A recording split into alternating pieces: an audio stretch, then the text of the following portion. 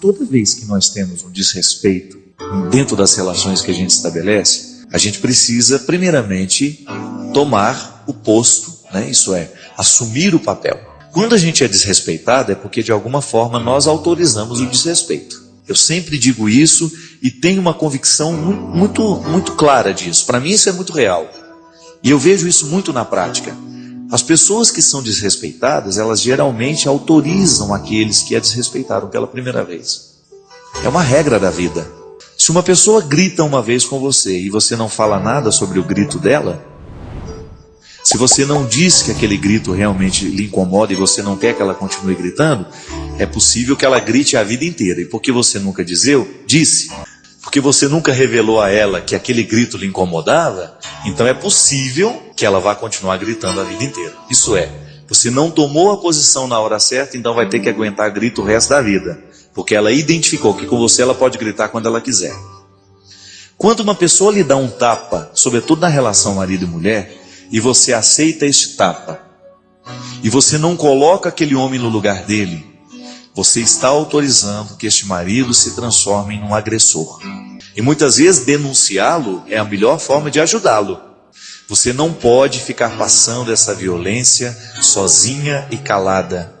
Porque cada vez que você oculta o seu agressor, você está dando pleno poderes a ele de continuar lhe agredindo. E essas relações marcadas pelas agressões são relações que nós chamamos de objetais. O que é uma relação objetal? É quando eu estou diante de alguém que eu enxergo como um objeto. Um objeto eu posso fazer o que eu quero com ele. Ele não tem reação. Eu posso pegar essa cadeira e quebrá-la. Eu posso jogá-la fora, eu posso gritar com ela. E não vai alterar em nada o que essa cadeira é, porque ela é um objeto.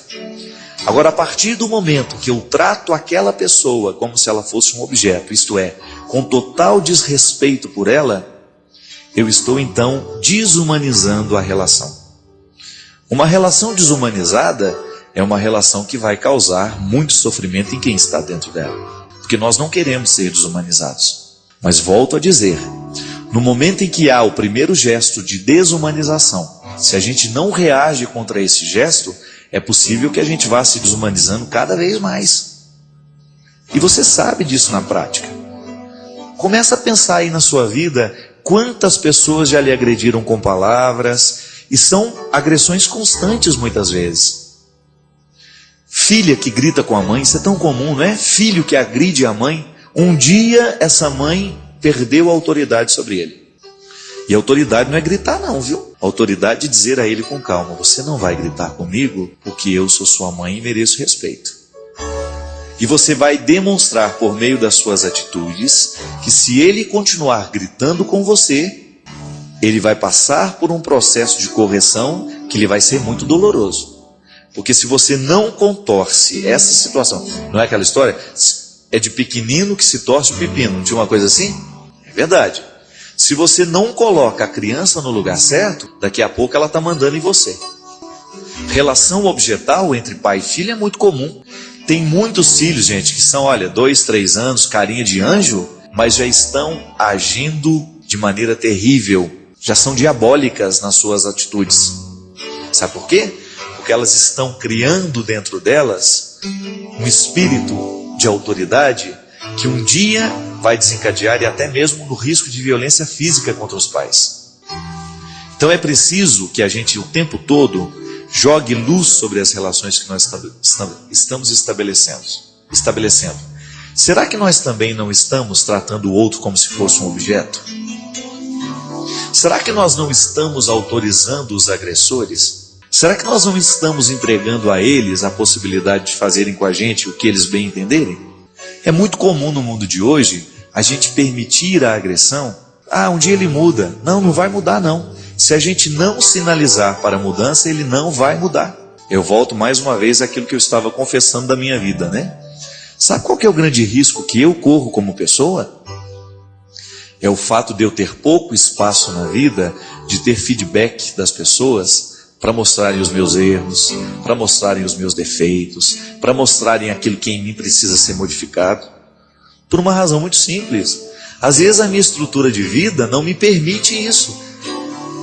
Às vezes as minhas relações são tão rápidas, os meus encontros são tão transitórios, que eu não tenho uma pessoa que de fato chegou, Padre Fábio, isso não está certo não. Naquele momento que eu disse para você que eu tive o desafeto, né? Que eu ouvi dessa pessoa isso. Uma pessoa com muito carinho me disse, uma pessoa que participa da minha vida. Cuidado com o que você está fazendo com você. Porque chega um momento, gente, que assim como eu posso fazer bem a muita gente, eu posso fazer muito mal a uma pessoa. Tudo depende do que eu vou permitindo. E muitas vezes esse feedback é absolutamente necessário para que a gente não se torne objeto do outro. Deus me livre de ser objeto do outro. E a gente sempre corre esse risco, né? O que é você ser objeto do outro? É quando ele vê em você apenas a satisfação de uma necessidade. Cada vez que a gente se sente objeto do outro, ou então que ele te põe a mão quando ele quer, que ele te abraça do jeito que ele quer, não. O corpo é um limite que precisa ser respeitado. Eu não sou um objeto para o outro me encostar do jeito que ele quiser, me pegar do jeito... Não, as coisas não podem ser assim não. Você na sua vida estabelece os seus limites o tempo todo. E é importante que você estabeleça. Você não é objeto. Se você cair no meio de uma multidão, e essa multidão se sentir no direito de colocar a mão em você o tempo todo, não. Há um limite que precisa ser respeitado. A relação objetal, ela acontece em todas as dimensões da vida. No momento que você vai ao banco, por exemplo, você corre o risco de ser considerado um objeto. Se você é mal atendido, se a pessoa olha para você como se você fosse mais uma cadeirinha que está ali dentro, e não se preocupa com as suas necessidades. Nos estabelecimentos públicos, nós corremos o risco o tempo todo de sermos considerados objetos. Às vezes você entra dentro de um lugar... Você não é considerado humano, você é apenas mais um número que está ali dentro. Numa fila de espera no hospital, numa fila de laboratório, sei lá. Você corre o risco de ser considerado um objeto. Eu até digo que o que faz diferença no atendimento das pessoas hoje? Se você tem uma empresa e não quer trabalhar a partir das relações objetais, é você tratar o outro como gente. Hoje, por exemplo, eu fiz uma experiência muito interessante lá em Taubaté. Eu precisava de uma informação a respeito de uma encomenda minha internacional que está vindo, e eu liguei nos Correios. E não estou tratando com preconceito, mas geralmente quando a gente liga para essas empresas, a gente custa ser atendido, não é assim? Até que aquilo cai dentro daquele setor que vai analisar a situação. Não, imediatamente eu fui atendido por um rapaz chamado Rogério, que foi a segunda vez que ele me atendeu. E olha, o interesse dele por resolver a minha situação, nem era da alçada dele, mas ele se interessou pelo assunto, procurou e disse, Fábio, nem sabia quem eu era, falou, Fábio, quando você, vamos esperar mais uns 2 dias, não conseguindo, ligue, me chame, fale comigo, que eu vou lhe ajudar a resolver essa situação. O que na verdade aconteceu, minha gente, é que aquele rapaz, no exercício da sua profissão, me tratou como gente. Porque nós somos agredidos muitas vezes, como essa senhora estava dizendo, não é só por meio de atitudes, de gestos violentos, não. Às vezes, eu, em negligenciar uma informação, eu estou sendo violento com o outro. No momento que eu não digo ao outro o que eu sei, ou que eu não faço pelo outro o que eu posso fazer, eu estou sendo violento com o outro, mesmo que eu esteja com um sorriso nos lábios.